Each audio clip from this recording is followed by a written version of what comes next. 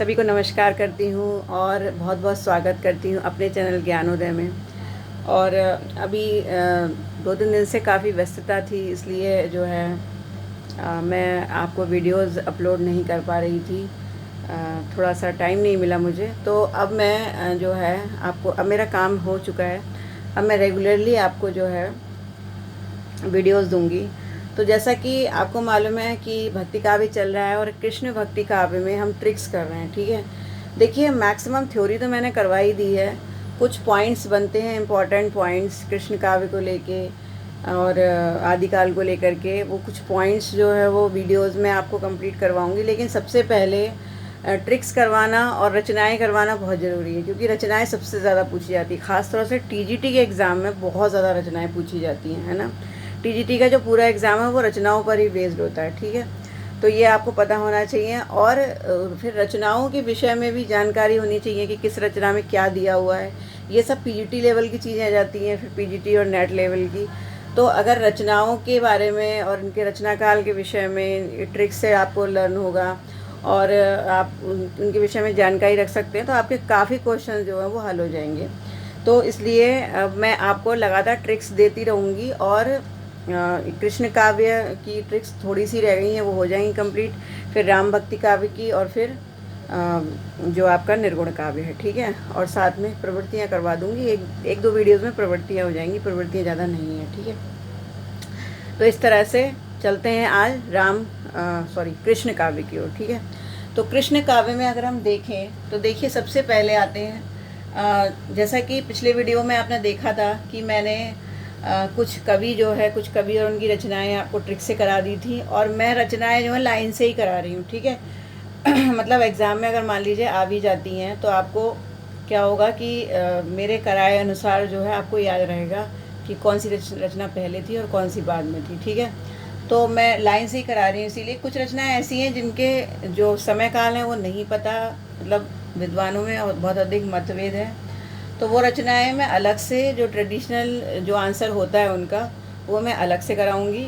तो फ़िलहाल तो ये रचनाएं फ़िलहाल हमें ट्रिक से नाम तो याद होने ही चाहिए कम से कम रचनाकारों के, ठीक है। तो देखिए, सबसे पहले है कुंभन दास। तो कुंभन दास ने 1550 में जो फुटकर पद लिखे थे। फुटकर पद जो है कई लोगों ने लिखे थे। अभी मैंने इससे पहले मीराबाई के फुटकर पद आपको बताए थे। मीराबाई के फुटकर पद में मैंने ट्रिक ये बताई थी कि मीरा फूट फूट कर रोती थी, ठीक है। तो वहाँ से आपको फुटकर लर्न कराया था। लेकिन अगर आपको यहाँ पर फुटकर लर्न करना होगा तो कैसे करना होगा, क्योंकि कन्फ्यूज़न हो जाएगा ना, क्योंकि फुटकर पद कई लोगों ने लिखे हैं। तो देखिए, कुंभन का मतलब कुंभ, यहाँ पर आप कुंभ वर्ड जो है छांट लेंगे, ठीक है। तो कुंभ का मतलब क्या होता है, मटका या घड़ा, ठीक है। और आपको मालूम है मिट्टी का मटका होता है, तो वो बड़ी जल्दी फूट जाता है, ठीक है। तो फूट कर, यानी कुंभ जो है वो कैसा हो जाता है, फूट जाता है। फूट कर बेकार हो जाता है, ठीक है। तो इस तरह से कुंभन दास है, फूट कर आप जो है रिलेट कर लीजिए आपस में, तो ये आराम से रिलेशन निकल रहा है, याद हो जाएगा आपको, ठीक है। और देखिए, 1550 ही रचनाएं सारी चल रही थी। मैंने आपको पिछली बार भी जो रचनाएं कराई थी 1550 वाली, ठीक है, कृष्णदास की, परमानंद दास की, वो भी 1550 में ही चल रही थी। तो ये भी सब 1550 की ही है, ठीक है। उसके बाद जो अगला है वो है द्वादश यज्ञ। देखिए, यहाँ पर आपको फ्लैश की वजह से दिखाई नहीं दे रहा, मैं इधर लिख देती हूँ, ठीक है। द्वादश यज्ञ। तो ये जो द्वादश यज्ञ, भक्ति प्रताप, ऋजु को मंगल और स्फुट पद, ये चारों रचनाएं चतुर्भुज दास की हैं और ये बहुत ज़्यादा पूछी जाती हैं, ठीक है। तो इसको याद करने के लिए एक ट्रिक मैं आपको बता देती हूँ सिंपली। देखिए, आपको थोड़ी सी इमेजिनेशन बनानी पड़ेगी इसके लिए, चतुर्भुज दास वाली। आप ऐसे याद रखिए, चतुर्भुज, आप एक चतुर्भुज बना लीजिए, ठीक है। चतुर्भुज दास हैं तो आप चतुर्भुज बनाइए, ठीक है। अब देखिए, चतुर्भुज में आप बीच में एक अग्निकुंड बना दीजिए। यहाँ पर क्या हो रहा है, यज्ञ हो रहा है, ठीक है। यहाँ पर ये आग की लपटें निकल रही हैं और यहाँ पर एक यज्ञ हो रहा है। तो यहाँ से आपका क्या निकल गया, द्वादश यज्ञ, ठीक है। यज्ञ से ही आपको द्वादश यज्ञ लर्न हो जाएगा। चतुर्भुज है तो चतुर्भुज दास हो गया, ठीक है। अब दोनों के बीच में रिलेशन आ गया। अब देखिए, जहाँ पर यज्ञ होता है वहाँ सब लोग बैठे होते हैं, ठीक है। तो जो लोग बैठे होते हैं, भाई इस यज्ञ में कौन बैठा है, जिनके अंदर भक्ति होती है, ठीक है। तो जो भक्ति का प्रताप रखने वाले हैं, जो भक्त लोग हैं, तो आप देखिए यज्ञ हो रहा है और चारों तरफ भक्ति की भावना छाई हुई है। तो द्वादश यज्ञ के साथ में भक्ति का प्रताप भी होगा, ठीक है। और आपको मालूम है कि यज्ञ तभी किया जाता है जब कोई मंगल कार्य होता है। जैसे आपके घर में अगर आप गृह प्रवेश कराते हैं, ठीक है, या फिर किसी बच्चे का जन्म होता है, तभी कुछ मंगल शुभ कार्य होता है, तभी यज्ञ होता है। तो यज्ञ तभी होगा जब कुछ मंगल होगा, तो यहाँ से और किसी का हित होगा, ठीक है, वही हित होगा किसी का और मंगल होगा, तभी ये यज्ञ हो पाएगा। तो हितजू को मंगल, ठीक है, हितजू को मंगल आप ये लर्न कर लीजिए, ठीक है। तो ये आपकी समझ में आ गया होगा, ठीक है। इसके अलावा है फुट पद, स्फुट पद। अब देखिए स्फुट पद, ये आपके आगे भी आएंगे स्फुट पद, और भी कई कवियों ने लिखे हैं, लेकिन मैं यहाँ आपको चतुर्भुज दास से रिलेशन इसका करा रही हूँ। देखिए स्फुट, फुट मीन्स क्या होता है, पैर, और पद मीन्स भी क्या होता है, पैर, ठीक है। फुट मीन्स भी पैर होता है और पद मीन्स भी पैर होता है। अब देखिए जब आप यज्ञ में बैठेंगे तो अपने पैर, मतलब आप जो स्लीपर अपनी उतार करके बैठेंगे ना, तो आपके चरण जो हैं वो कैसे होने चाहिए, फुट। यहाँ पर आप फुट जो है दूरी से कर लीजिए, ठीक है, कि आपके पैर जो हैं कुछ फुट की दूरी पर होने चाहिए। आपको मालूम है जब पूजा पाठ में बैठते हैं तो पैरों को दूर रख के बैठते हैं, है ना। पैर जो वो भगवान की तरफ नहीं होनी चाहिए, पीठ भगवान की तरफ नहीं होनी चाहिए, यज्ञ की तरफ नहीं होनी चाहिए। तो कुछ फुट की दूरी पर रखेंगे हम अपने पदों को। तो स्फुट पद, स्फुट पद हम कहाँ रखेंगे, हम रखेंगे जो यज्ञ हो रहा है उसमें। और वो यज्ञ हो कहाँ रहा है, वो चतुर्भुज में हो रहा है। यानी चतुर्भुज दास की ये रचनाएं आपस में आप पूरी एक कहानी बना करके आप लर्न कर सकते हैं, ठीक है। और सबका जो टाइम है वो 1555 का ही है, ठीक है। उसके बाद नेक्स्ट चलते हैं ध्रुवदास। ध्रुवदास की थी सिद्धांत, विचार, भक्त नामावली और 42 लीला, ठीक है। तो आप इसको कैसे लर्न करेंगे, 1603 से लेकर 43 तक ये रचनाएं लिखी गई थी। हालांकि इनका एग्जैक्ट जो समय काल है वो नहीं मिलता है, अगर मुझे मिल गया तो मैं आपको जरूर बताऊंगी, ठीक है। अब देखिए ध्रुवदास हैं, आप ये सोचिए कि आसमान में कितने सारे तारे होते हैं, ठीक है। आसमान में बहुत सारे तारे होते हैं, ठीक है, बहुत सारे स्टार्स होते हैं, लेकिन एक स्टार ऐसा होता है, सुबह 4 बजे आप उठकर देखेंगे, जो बहुत ज़्यादा चमकता है, ठीक है। तो उसको हम क्या कहते हैं, उसको कहते हैं ध्रुव तारा, ठीक है। अब देखिए ध्रुव तारा, अब ध्रुव तारे ने क्या करा, ध्रुव जो थे वो बहुत बड़े योगी माने जाते हैं, ठीक है, बहुत विद्वान थे ध्रुव जो थे। तो ध्रुव, राजा ध्रुव का नाम जो है बहुत अधिक आता है, आपने देख पढ़ा होगा हिस्ट्री में, ठीक है। आध्यात्मिक दृष्टि से देखा जाए तब भी ध्रुव का जो अत्यधिक नाम लिया जाता है। तो ध्रुव ने अपना एक सिद्धांत बनाया, ठीक है, ध्रुव ने अपना एक सिद्धांत बनाया। ध्रुव ने क्या बनाया अपना सिद्धांत, कि भाई मुझे तो आसमान में एक तरफ जाकर के बैठना है, मुझे इस मोह माया से दूर रहना है, ठीक है। तो ध्रुव ने अपनी एक जगह खोज ली, कहाँ पर, आसमान में, आकाश में अपनी जगह खोज ली। तो देखिए ये सब, मैं ये नहीं कह रही कि ये सब सही है, वास्तविकता है या क्या है, वास्तविकता भी हो सकती है और नहीं भी हो सकती है, लेकिन मैं आपको लर्न करने के लिए कहानी बता रही हूँ, ठीक है।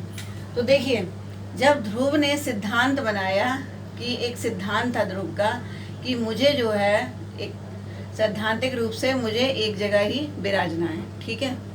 अब देखिए जब ये यहाँ पर अपना सिद्धांत बना के बैठ गए, यहाँ पर बैठ गए और यहीं पर तपस्या कर रहे हैं आकाश में, तो देखिए आकाश में चारों तरफ और भी क्या हैं, भक्त हैं, ठीक है। इनके चारों तरफ और भी तो सितारे जो हैं, तो मान लीजिए कि ये ध्रुव बैठे हुए हैं, ठीक है, और इनके चारों तरफ क्या है, इनके शिष्य हैं, वो भी छोटे छोटे तारे ही होंगे, ठीक है। तो ये तो ध्रुव हैं, ये तो हो गए ध्रुव, और ये क्या हो गए, ये इनके भक्त हो गए, ठीक है। और ये भक्त कितने थे, 42 भक्त थे, ठीक है। इनकी संख्या कितनी थी, 42, ठीक है। तो इन्होंने क्या करा, अपना सिद्धांत बनाया कि मुझे यहाँ बैठना है, ठीक है। तो अपने सिद्धांत यहाँ बैठ करके वो अपने सिद्धांत जो है, जो उन्होंने बनाए थे, वो अपने शिष्यों को बताते थे। उनके जो शिष्य थे, यानी जो उनके भक्त थे, वो कितने थे, 42 भक्त थे, ठीक है। तो जो भक्तों की नामावली थी, यानी आप देखिए क्लास में जब पढ़ाते हैं तो अटेंडेंस लगाते हैं ना, तो उन्होंने क्या करा, अपने जितने भक्त थे उनकी एक नामावली बना दी, रजिस्टर मेंटेन किया कि हाँ भाई भक्त नामावली जो है उन्होंने बना दी, ठीक है, कि भाई ये मेरे भक्त हैं और मुझे इनको जो है अपनी विद्या है वो इनको देनी है, ठीक है। तो ये भक्त नामावली बन गई। तो इस तरह से लर्न कीजिए आप। पहले सिद्धांत उन्होंने अपना बनाया, सिद्धांतों को बांटने के लिए वो वहाँ बैठे, ठीक है। उसके बाद भक्तों की नामावली उन्होंने बनाई, और कितने भक्त थे, 42। तो 42 की लीला उसमें लिखी। तो 1603 में से लेके 43 तक ध्रुवदास ने ये कुछ जो है लिखे थे, ठीक है, कुछ उनकी रचनाएं थी। उसके बाद फिर आगे चलते हैं रसखान, ठीक है। अब इसको आप कैसे लर्न करेंगे, देखिए इतना मुश्किल होता है। वैसे कुछ लोगों को तो लर्न होगी ही, कुछ लोगों को लर्न होगी रचनाएं, ठीक है। बस 1 मिनट रुकिए। तो फिर देखिए, तो अब रसखान को लर्न कैसे करेंगे आप, देखिए रसखान, ठीक है, रसखान। अब देखिए रस की खान, जिसमें रस हो वो क्या है, रस की खान, ठीक है। और रस की खान कौन होता है, आम होता है, ठीक है। आपको मालूम है आम का रस जो है कितना लोगों को प्रिय होता है, ठीक है। आम का सीजन आते ही सब शुरू हो जाते हैं। तो आम का रस, रसखान कौन थे, आम थे। अब इस तरह लर्न करिए। अब देखिए, आप कुछ सोचिए कि जो रसखान थे उन्होंने एक वाटिका थी, उनकी क्या थी, वाटिका थी, ठीक है, जिसका नाम उन्होंने रखा था प्रेम वाटिका। प्रेम वाटिका क्यों थी, क्योंकि इसमें प्रेम से वो फल उगाते थे, प्रेम से वो आम उगाया करते थे। वो खुद भी रसखान थे और रस वाला फल यानी कि आम उगाते थे, ठीक है। तो प्रेम वाटिका यानी अपनी वाटिका में वो क्या उगा रहे हैं, आम उगा रहे हैं, ठीक है। अब इसमें से जो उनका एक नियम था रोज का, आपको मालूम है जितने भी जो दानी लोग होते हैं, जो आपके साधु सन्यासी होते हैं, वो दान जरूर करते हैं, ठीक है। और जितने भी जो मतलब सज्जन पुरुष होते हैं वो दान जरूर करते हैं। तो इस प्रेम वाटिका में से 8 आम जो है वो दान करते थे। क्या करते थे, दान करते थे। तो 8 आम यानी कि अष्टयाम, ठीक है। तो अष्ट आम कर लीजिए आप इसको, अष्टयाम को क्या कर लीजिए, अष्ट आम। तो 8 आम रोज दान करते थे। और जब दान करेंगे तो भाई उनकी लीला क्या कहलाएगी, दान लीला, ठीक है। तो अष्ट आमों का दान करते थे, इसलिए वो हो गई दान लीला। और अपनी वाटिका में उगाते थे बड़े प्रेम से, तो वो हो गई प्रेम वाटिका। तो रसखान क्या है, आम, ठीक है। बस जैसे ही आपके दिमाग में ये आएगा रसखान, रस की खान, आम, वैसे ही बिल्कुल अच्छे से लर्न हो जाएंगी रसखान की रचनाएं, ठीक है। उसके बाद फिर आते हैं रहीम, ठीक है। अब देखिए रहीम जो थे, रहीम ने अपनी रचनाएं जो लिखी थी, मैं आपको बताती हूँ उनको आप कैसे लर्न करेंगे। बड़ा मुश्किल होता है लेकिन मैं आपको बताती हूँ मैंने क्या ट्रिक बनाई है। देखिए रहीम, रहीम में आप रही शब्द छाट लीजिए, ठीक है। रहीम में आप क्या शब्द छाटेंगे, रही। आप माँ जो है वो हटा दीजिए, ठीक है। अब देखिए रही शब्द जो है वो किसी फीमेल के लिए होता है, ये आपको पता है। रही शब्द फीमेल के लिए होता है और रहा किसके लिए होता है, मेल के लिए होता है। अब यहाँ पर रहा तो है नहीं, यहाँ पर तो रही है, ठीक है। तो रही किसके लिए होगा, किसी औरत के लिए, किसी स्त्री के लिए, ठीक है, स्त्री लिख देती हूँ, किसी स्त्री के लिए, ठीक है। रही शब्द जो है स्त्री के लिए, इसका मतलब यहाँ पर एक स्त्री निकल कर आ रही है। रहीम में से क्या निकल रही है, एक स्त्री। अब देखिए जो स्त्री होती वो श्रृंगार तो करेगी, हर सारी स्त्रियाँ जो है वो श्रृंगार करती हैं, श्रृंगार करने में बहुत रुचि रखती हैं स्त्रियाँ, ठीक है। और स्त्रियाँ श्रृंगार करती हैं और श्रृंगार करने के लिए शोर भी बहुत मचाती हैं, ठीक है। जैसे कोई शादी ब्याह होता है, घर में कोई पार्टी होती है, तो वो श्रृंगार करने के लिए शोर मचाने लगती हैं, पार्लर जाना है, ये करना है, वो करना है, ठीक है। तो क्या है कि स्त्री श्रृंगार के लिए शोर मचा रही है, तो ये क्या हो गया, श्रृंगार सोरठ, ठीक है। उसके बाद देखिए अगर वो श्रृंगार करेगी और वो सज धज के बहुत सुंदर लगेगी, तो उसे अपने ऊपर क्या हो जाएगा, उसके ऊपर उसे अपने ऊपर मद हो जाएगा। मद का मतलब उसे घमंड हो जाएगा। कुछ स्त्रियां होती हैं उन्हें अपनी सुंदरता पर बहुत घमंड होता है, ठीक है।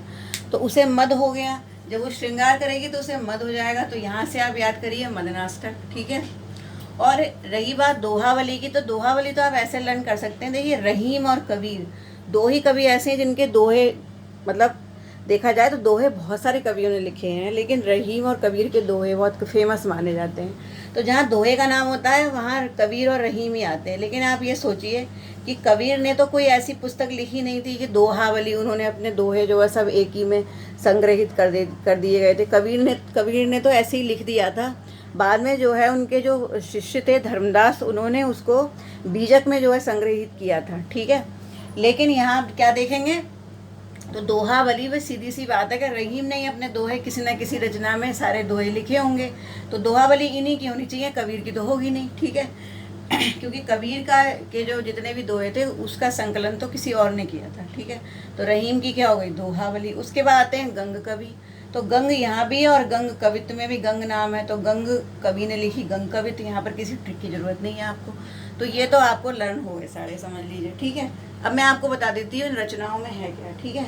जो कुंभन दास थे इन्होंने इसमें लिखा है कृष्ण भक्ति और कृष्ण लीला के पद लिखे हैं। कुंभन दास ने फुटकर पदों में कृष्ण भक्ति और कृष्ण लीला के पद लिखे थे, ठीक है। द्वादश यज्ञ जो था, द्वादश यज्ञ में इन्होंने भक्ति और प्रेम का बड़ा साफ सुथरा सा चित्रण किया था। किसका? भक्ति और प्रेम का। किसमें? द्वादश यज्ञ में, ठीक है। उसके बाद आता है भक्ति प्रताप, ठीक है। तो भक्ति प्रताप में वास्तव में जो चतुर्भुज दास थे उन्होंने श्री कृष्ण की भक्ति का महत्व बताया। भक्ति प्रताप में श्री कृष्ण की भक्ति का महत्व किसने बताया? चतुर्भुज दास ने। उसके बाद है हितजू को मंगल, ठीक है। तो हितजू को मंगल जो रचना है उसमें वास्तव में इन्होंने बताया है, इसमें भी कृष्ण की लीलाओं का ही वर्णन किया गया है। इसमें भी क्या करा गया है? कृष्ण की लीलाओं का ही वर्णन किया गया है, ठीक है। मतलब मिलती जुलती ये सब बातें हैं, ये आपको ऐसे ही लर्न हो गई होंगी, ठीक है। और बाकी स्फुट पद जो थे इसमें कृष्ण लीला के कुछ पद भी हैं, कुछ नैतिक पद भी लिखे हुए हैं, ठीक है। तो ज़्यादा अलग से इसमें नहीं पूछा जाता है, बस आपको ये पता होना चाहिए कि कृष्ण भक्ति के विषय में इन्होंने लिखा है।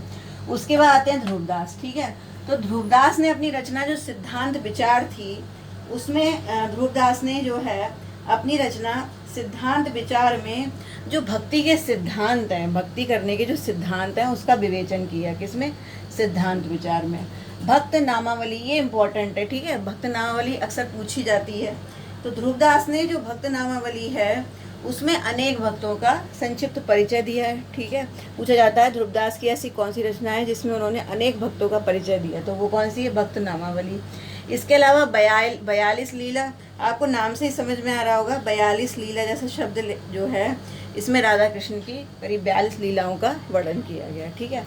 उसके बाद आती है रसखान की दान लीला। अब देखिए रसखान की दान लीला जो थी, हालांकि दान लीला परमानंद दास की भी थी, ठीक है। वो वाली ट्रिक भी आप याद रखिएगा कि रसखान की भी दान लीला है और परमानंद दास की भी दान लीला है, ठीक है।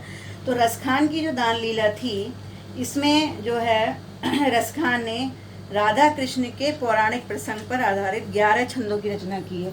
ये इम्पोर्टेंट बात है कि इसमें उन्होंने 11 छंदों की अपनी 11 छंदों की रचना की है, ठीक है, पौराणिक कथाओं पर आधारित। तो ये रसखान ने किया, ठीक है। उसके बाद आती है अष्टयाम, बड़ी अच्छी इंपॉर्टेंट रचना है अष्टयाम, ठीक है। तो अष्टयाम में इन्होंने क्या लिखा है? श्री कृष्ण के प्रातः जागरण से रात्रि की जितनी दिनचर्या है, ठीक है, इसके बारे में लिखा है अष्टयाम। आपको मालूम है अष्टयाम जो है ये किसमें?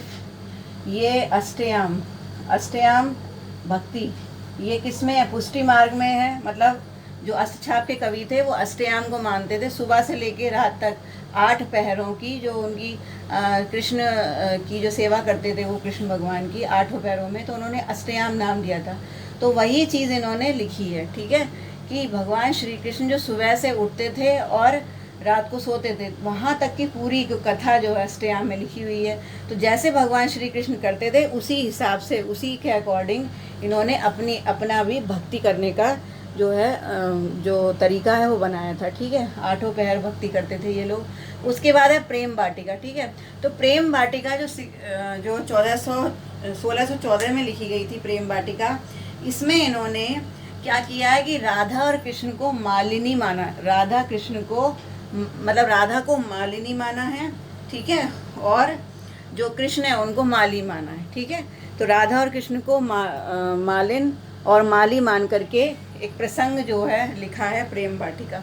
तो अगर पूछा जाए ऐसी कौन सी रचना है रसखान की जिसमें राधा और कृष्ण को माली और मालिन माना गया है, तो वो कौन है? प्रेम वाटिका, ठीक है। फिर आती है रहीम। सीधी सीधी बात है, रहीम में तो रहीम की तो दोहावली है, तो इसमें दोहे ही होंगे, ठीक है। इसमें नीति संबंधी दोहे हैं, ठीक है, ये ध्यान रखना है, नीति संबंधी। श्रृंगार सोरठ जो ये वाला था, इसमें भी कृष्ण के रूप सौंदर्य का वर्णन है, ठीक है। श्रृंगार सो यानी रहीम भी कृष्ण के ही भक्त थे, ठीक है। तो रहीम का नाम इसलिए कृष्ण भक्ति धारा में आता है क्योंकि रहीम ने श्रृंगार के बारे में लिखा था, कृष्ण का जो श्रृंगार था, उनका जो रूप था, उसके बारे में श्रृंगार सोरठ में लिखा। मदनाष्टक जो इनकी रचना थी ये भी इम्पोर्टेंट है। इसमें कृष्ण के रूप लावण्य के बारे में लिखा है, ठीक है, कृष्ण का रूप कैसा था, उनकी छवि कैसी थी, इन सब के बारे में लिखा है, ठीक है। इसके अलावा जो मुरली थी उनकी, उसका क्या सम्मोहक प्रभाव पड़ता था गोपियों के ऊपर, राधा के ऊपर, तो उस प्रभाव के विषय में किस में लिखा है? मदनाष्टक में लिखा है, ठीक है। उसके बाद आते हैं गंग कवि, जिन्होंने गंग कवित्त लिखा था। तो गंग कवित्त जो है इसमें श्रृंगार, भक्ति और नीति, यानी श्रृंगार भी है, भक्ति भी है, ठीक है, और नीति, यानी तीनों तरीके की भक्तिपरक रचनाएं जो है, इस तरीके की तीनों रचनाएं जो है यहाँ पर दी गई हैं, लिखी हैं गंग कवि ने, ठीक है। तो इस तरह से आपको मैंने ट्रिक्स भी बता दी और बता दिया कि किस रचना में क्या है, ठीक है। चैनल अगर सब्सक्राइब नहीं किया है तो कर लीजिए, और मैं और आगे की रचनाएं आपको और भी बताऊंगी। जितने भी संप्रदाय हुए उनकी रचनाएं थोड़ा सा याद करना मुश्किल होता है, तो वो भी मैं आपको अगले वीडियो में दूंगी। तो फिलहाल आप इतनी लर्न कीजिए, फिर मिलती हूँ नेक्स्ट वीडियो में। नमस्कार।